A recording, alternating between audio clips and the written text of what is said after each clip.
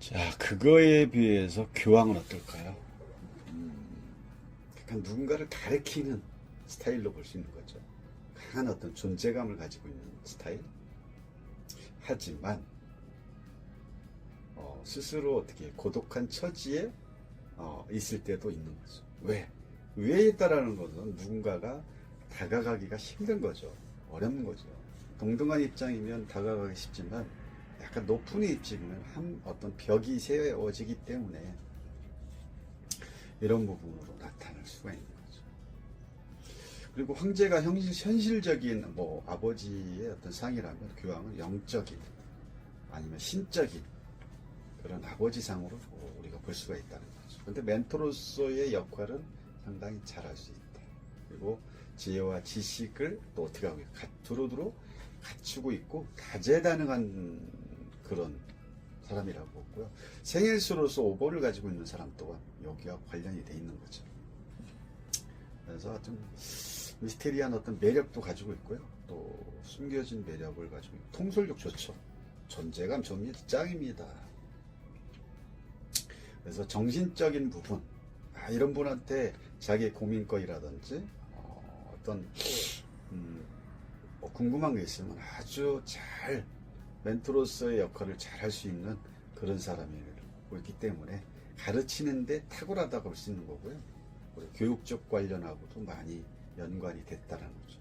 그래서 박학다식하고 또 학식이 높기 때문에 가르치는데 어려움을 있거나 그런 건 없죠. 여러분들 주변에 한두 사람 있다면 여러분들한테는 복권을 가진 거나 마찬가지로 그만큼 좋은 거라고 보시면 돼요. 그래서 교황이라는 건 그만큼 정신적인 지주로서의 역할을 하는 사람이기 때문에 물질보다는 정신이죠. 그래서 이런 분이 옆에 있으면 여러분들한테 심리적인 상담 아주 끝발나게 잘 할 수 있다고 봅니다. 자, 교황 마무리하겠습니다. 자, 우리 가정을 의미하는 연인.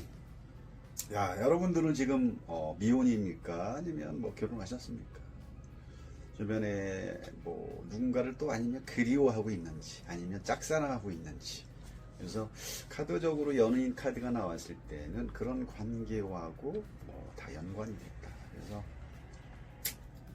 선악과를 먹으면서 이 신의 존재에서 인간 세상으로 변질되면서 여기서 이제 고통과 또 어떤 의무의 어떤 그런 책임감이 이제 세상에 바뀌어지면서 만들어진 게 6번 연인하고 많이 관련이 있고 성경에서 아담과 이브를 어떤 모토로 했던 카드가 이 카드죠. 그래서 순수한 사랑이라든지 어떤 질투의 어떤 화신이 될 수 있고 다양한 어떤 사랑을 할 때 이런 다양한 방법 좀 그렇군요. 또 완벽한 사랑을 상징하기보다는 이 카드는 현실적인 남자와의 어떤 사랑의 어떤 감성적인 여성의 사랑이 하나가 되는 또 그런 다양한 사랑을 나타내는 것을 또 상징하기도 하죠. 그래서 이 카드는 보통 사랑 관련 이런 부분에서 많이 나오고요. 또 내가 뭔가를 누군가와 동업을 할 때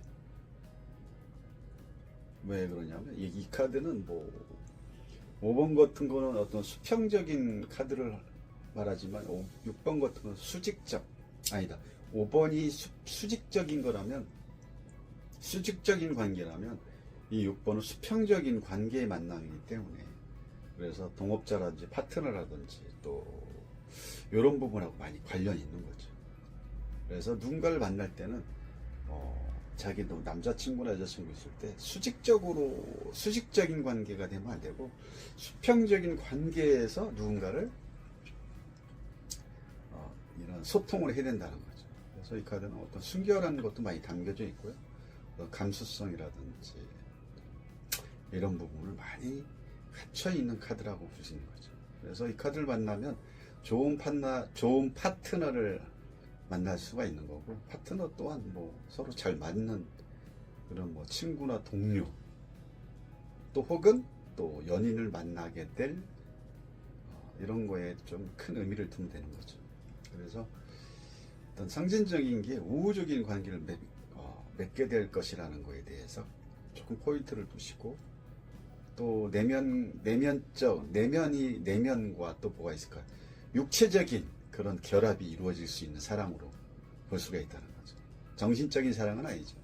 플라토닉 사랑이 아니라 약간 육체적인 그런 결합의 의미에 좀 가깝다고 볼 수 있는 거죠. 누군가를 만나면 뭐 그렇지 않나. 그래서 누군가의 어떤 만남으로써 감정을 느끼게 되는 또 어떤 그 시기로 볼 수 있는 거고, 싱글이 상태에서는 더블로 바뀔 수 있는 그런 상황으로, 또 그런 달로, 그런 계절로, 아니면 또 그런 게 찾아올 수 있다라는 걸 해석을 할 수 있는 거죠. 그래서 이게 좀 뭐 반대로 이 러버 카드는 관계적인 또 누군가를 만나는 그런 카드의 의미가 있기 때문에 거기에 또 중점을 주시면 되고, 또 이게 만약에 뭐 카드 하나를 가지고 다 판단을 하는 게 아니잖아요. 그래서 역카드로 나왔을 때는 또 이별과 뭐 이혼을 할 수 있는 거고, 파혼을 할 수 있는 거고, 또 배신을 나타나는 이런 의미도 있다라는 거 두루두루 알면 좋겠죠. 어쨌든 누구를 만날 수가 있다.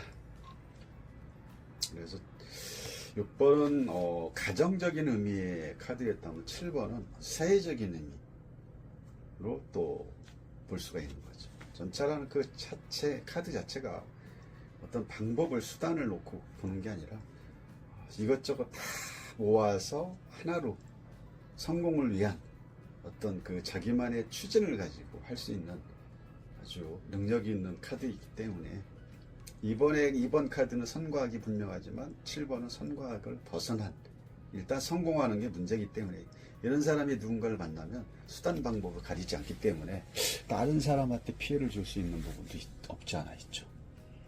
그래서 이 카드는 또 전차라는 건 바깥으로 드러나는 어떤 힘, 또 상황이라는 그 안에 발빠르게 이루어지는 그 전개의 의미도 이 카드로 볼 수가 있는 거죠. 그래서 뭔가를 할 때는 해결을 한다 그러면 어떻게 보면 아주 저돌적이죠. 왜? 수단과 방법을 가리지 않기 때문에 무섭습니다.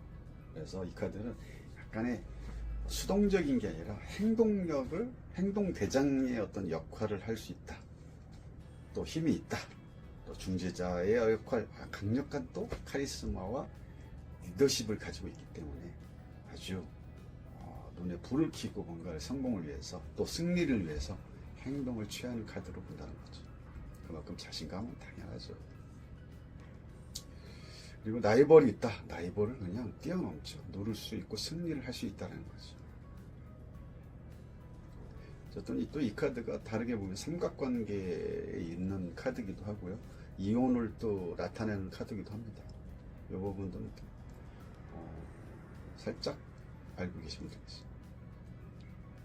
그래서 이 카드가 나왔다는 것은 승리를 할 수 있다는 거죠. 또 자신감이 넘치기 때문에, 또 자신감이 넘친다는 건 강한 의지가 있다는 거죠. 그만큼 또 진취적일 수도 있고, 또 성취욕이 높기 때문에 성공의 기회가 높을 수밖에 없다는 거 꼭 보시고요. 그리고 경쟁관계에서 패배하지 않고 승리한다. 근데 이게 역방향이면 패배할 수 있다는 거죠. 이 8번의 힘 카드는 이 내면의 어떤 힘, 보이지 않는 힘을 의미하고 있지만, 꼭 보이지 않는 힘이 결국은 마음에서 우러나기 때문에 내면과 외면을 같이 써야 되는 그런 힘이라는 거죠. 어쨌든 뭐 이 카드가 나왔을 때 뭔가를 할 때 시간이 좀 오래 걸리겠죠. 끈기와 인내가 좀 필요한 거고, 육체적인 또 힘과 또 미묘한 차이는 또 보이겠지만, 결국은 육체적 힘까지 포함한다고 볼 수가 있는 거죠. 내면의 힘은 곧 육체의 움직임을 통해서 뭐 하나를 만들어낼 수 있다는 거죠.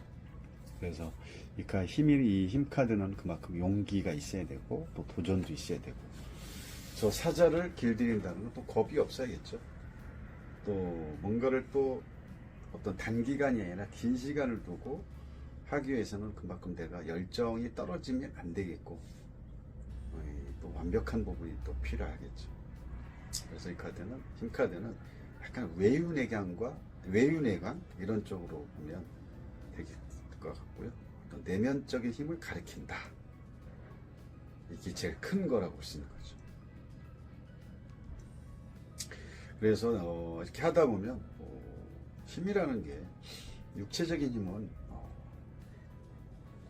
길게 쓸 수가 없죠. 단시간에 쓸 수 있는 부분이지만, 내면적인 힘은 어떤 정신적인과 육체 외의 마음, 무의식에서 나오는 그런 존재하지 않는, 보이지 않는 힘이기 때문에 어떤 끈기를 가지고 지속적인 힘으로 갔을 때 육체의 힘을 뛰어넘을 수 있다는 거죠.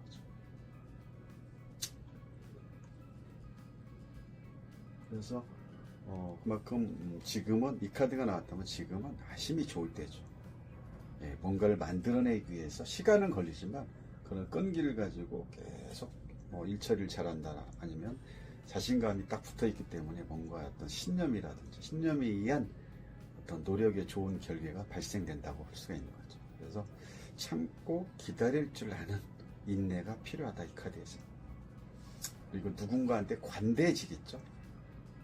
또 누군가한테 무슨 일이 용서를 또 해줄 수 있는 거고.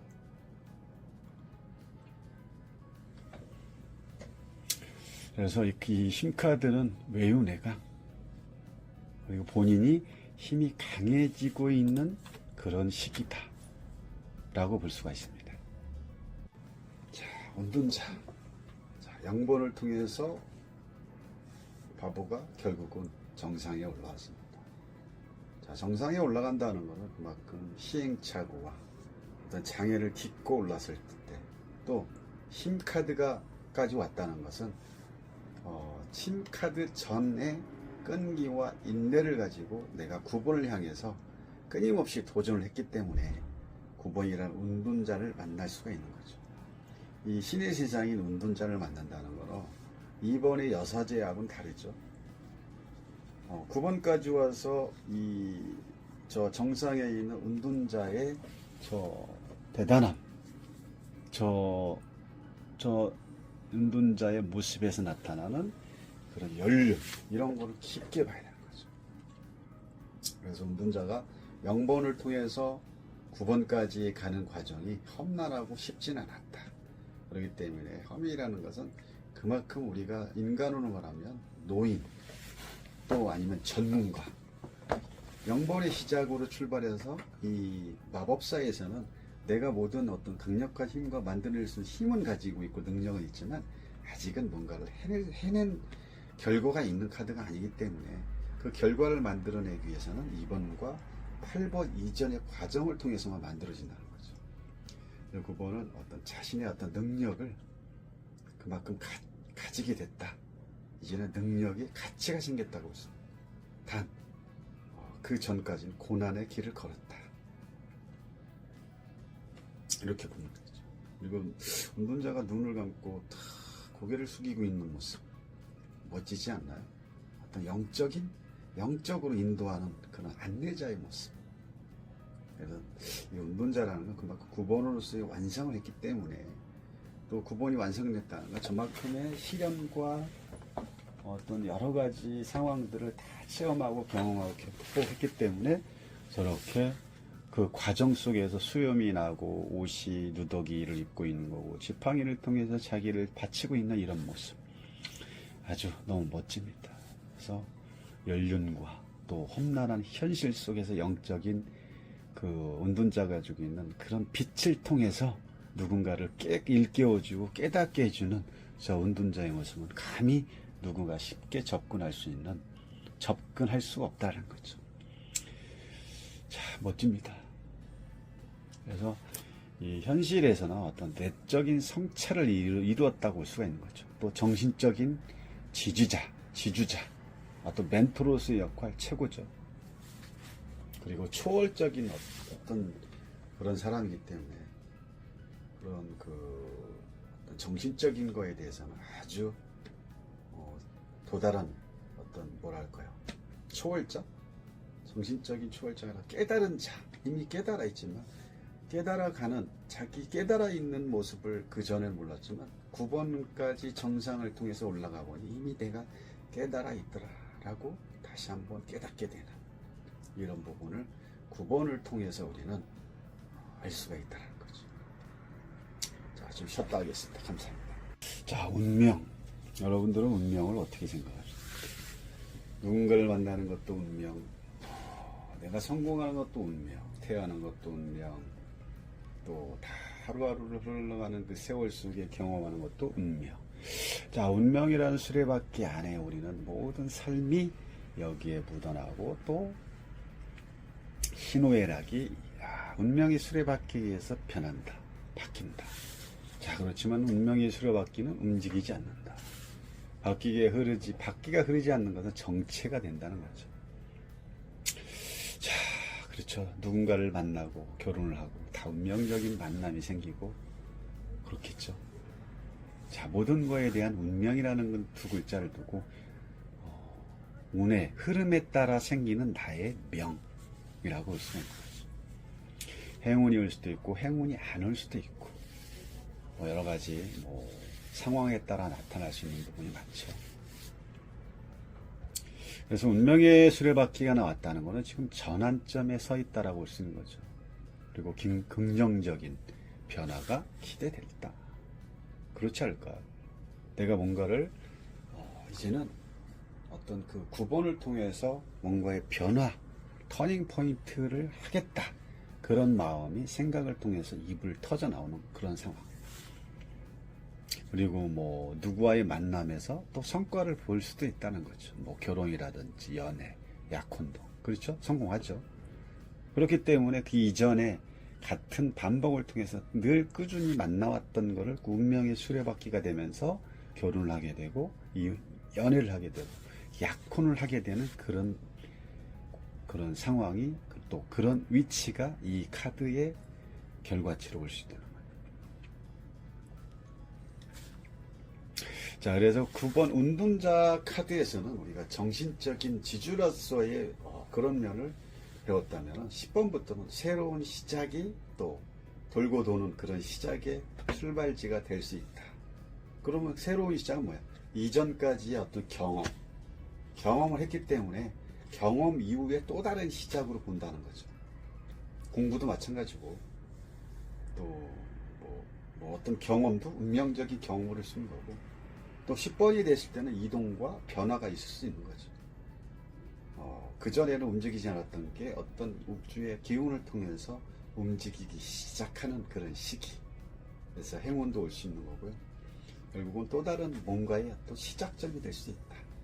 0번에서 1번이 시작이 아니라 반복을 통해서 내가 해왔던 거에 대한 또 다른 그런 운과 충운을 통해서 시작이 된다. 그래서 운명의 수레바퀴는 어떤 변화의 시작이고, 또 경험을 통해서 시작이고.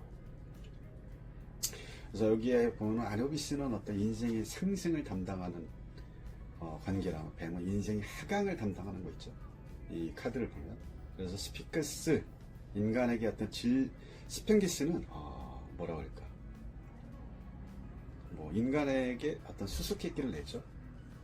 인생에 대한 어떤 질문이라든지 이런 부분을 많이 내는 건데, 어쨌든 이거는 길게 할 수 없고요. 이 사원소, 이 카드에서 보이는 이 사원소의 어떤 그 내용들을 보면 어떤 새로운 시작이라든지 책을 보고 있는 저 모습에서 뭔가를 준비하는 단계. 그거를 제품천사 케룸이라고 사원소를 말하고 있고요. 그래서 경험이라든지 내가 이전까지 행동을 통해서 이제는 앞으로 나가야 되는 그런 시기, 세상의 문을 팍 차고 넓게 가야 되는 시기. 또 10번이 목성하고 관련이 있기 때문에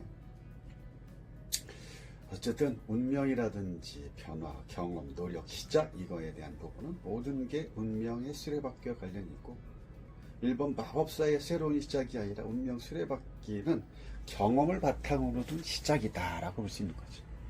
그리고 학습을 통한 새로운 또 시작. 왜? 즉품전사 캐러원들이 책을 보고 있는 내용에서 학습을 통해서 뭔가를 깨닫고 배워가야 되는 그런 시기로 본다는 거죠. 그래서 노력을 했다. 성과를 볼 상황으로 볼 수 있는 거죠. 그리고 또 인생으로 보면 어떤 커다란 경험의 어떤 시작과 틀이 될 수 있는 거고, 관계적인 부분을 할 때는 어떤 뭐랄까요, 공들였던 그 관계에서 또 개선을 할 수 있는 거고, 또 사업으로 충실히 노력했다면 성과를 볼 수가 있다. 취업도 마찬가지죠. 그래서 이동수가 있을 수 있다라고 볼 수 있습니다. 그래서 어떤 순환이 되는 그런 카드로 보시면 됩니다. 자, 오늘 여기까지 하겠습니다.